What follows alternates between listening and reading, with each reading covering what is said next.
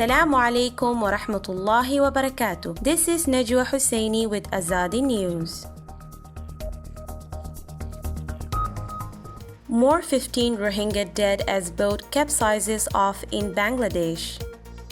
Amnesty International says Burma must lift repressive laws. Refugees risk starvation as NGOs struggle with food stock.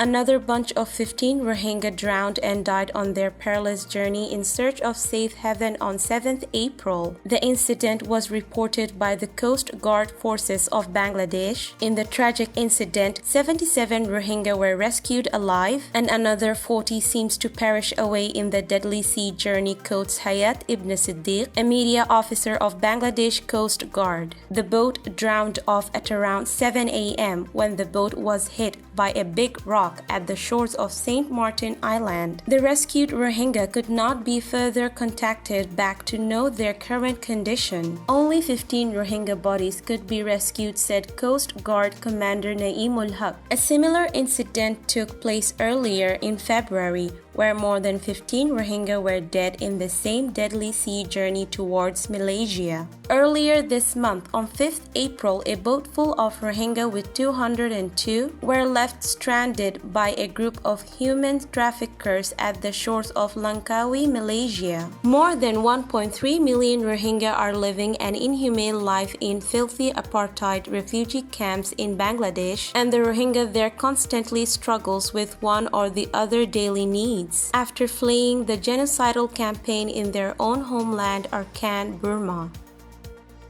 Amnesty International criticized Burma's government on Monday, saying it has failed to safeguard freedom of expression and the rights of human rights defenders and activists. The London-based rights organization expressed disappointment that after 4 years in power, the government of Nobel Peace Prize laureate Aung San Suu Kyi has done little to change the country's legal framework. Burma is scheduled to hold a general election late this year. Myanmar remains a country where the slightest criticism of the authorities can land you in jail. The group's senior director for research advocacy and policy, Claire Algar, said in a statement, "Environmental activists, poets, and students are among those who have been arrested and persecuted simply for expressing their opinion." In a report issued Monday, the group noted that Suu Kyi was a target of the same repressive legal system during her previous years-long struggle to end military rule and bring democracy to the nation. Amnesty International said it is especially alarming that journalists and activists are being detained during the COVID-19 pandemic.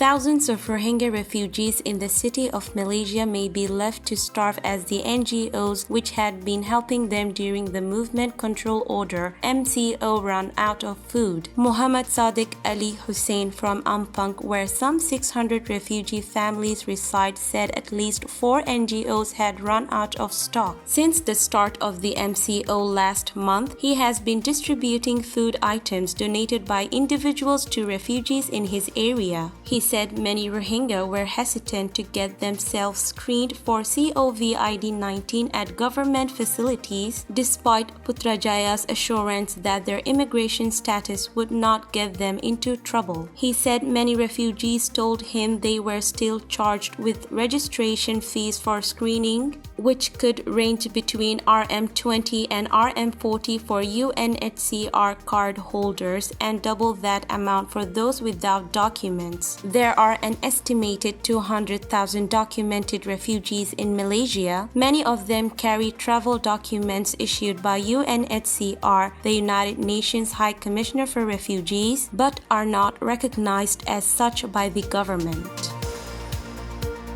This is today's news. To get more updates about Rohingya, subscribe to our YouTube channel and hit the notification bell. Visit our website azadinews.org and follow our social media accounts. Wassalamu alaikum wa rahmatullahi wa barakatuh.